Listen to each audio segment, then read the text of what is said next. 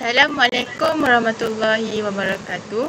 Kami dari kelas BM1, 9 Ogos 2529. Untuk tugasan kumpulan pada minggu ke-9, tajuk pembentakan yang kami dapat ialah aktiviti pengajaran kemahiran bahasa. Seterusnya, bagi kaedah pengajaran yang kami pilih untuk tugasan ini ialah kaedah panas sebut, di mana murid melihat gambar yang diberikan oleh guru dan seterusnya menyebut perkataan yang terdapat di dalam gambar rajah tersebut.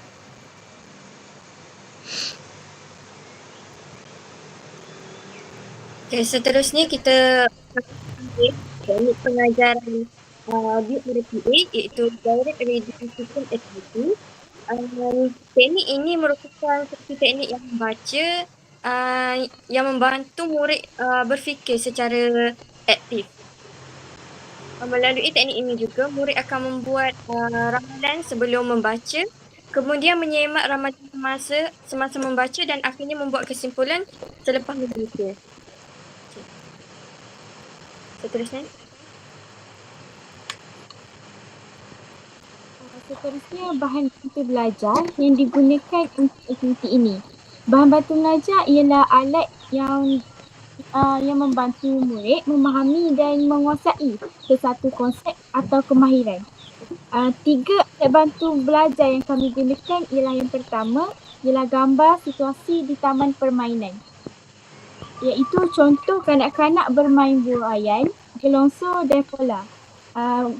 Bahan bantu belajar ini digunakan untuk set induksi dan juga membuat jakaan. Yang kedua ialah kad perkataan. Contohnya perkataan buaian, gelongso, bermain, berlari dan menendang. Murid melihat kad dan menyebut perkataan menggunakan kaedah pandai sebut. Yang ketiga ialah teks pendek berkaitan aktiviti di taman permainan. Contoh teks ialah dalam 5 ke 6 ayat. Contoh teks yang ada ialah Ali dan Aina pergi ke taman permainan. Mereka menaiki buaian dan gelongso. Mereka juga bermain bola dan berlari di padang.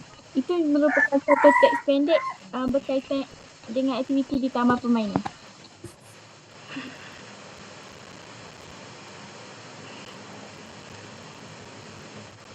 Seterusnya, set induksi. Jadi bagi aktiviti ini, guru akan memaparkan gambar situasi di taman permainan kepada murid. Guru akan bertanya beberapa soalan seperti apakah yang kamu lihat dalam gambar ini dan apakah aktiviti yang sedang dilakukan oleh kanak-kanak tersebut. Jadi murid ini diminta memberikan jawapan berdasarkan pemerhatian mereka. Aktiviti ini bertujuan untuk menarik minat murid serta mengaitkan pengalaman sedia ada murid dengan tajuk pembelajaran yang akan dipelajari. Seterusnya,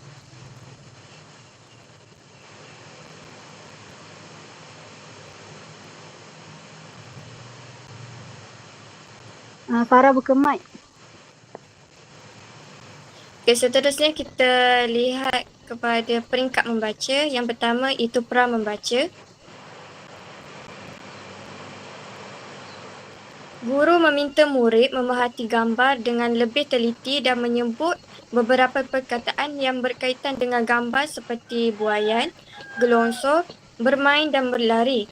Guru memperkenalkan beberapa kad perkataan kepada murid dan meminta murid menyebut perkataan tersebut menggunakan kaedah pandai sebut. Seterusnya. Semasa membaca,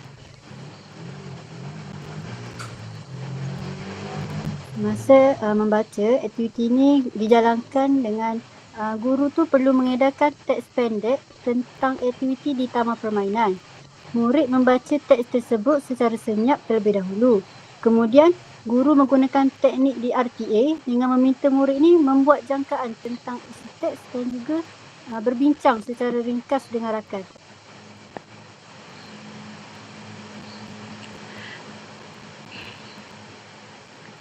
Seterusnya ialah pasca membaca.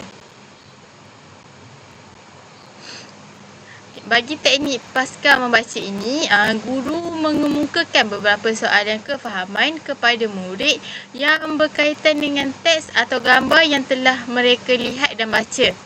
Okay, murid juga diminta untuk memadankan kad perkataan dengan gambar yang sesuai. Okay, melalui aktiviti ini, dia dapat membantu murid untuk memahami lagi isi bacaan serta mengukuhkan penguasaan perkataan yang telah dipelajari. Itu sahaja dari kumpulan kami. Sekian, terima kasih.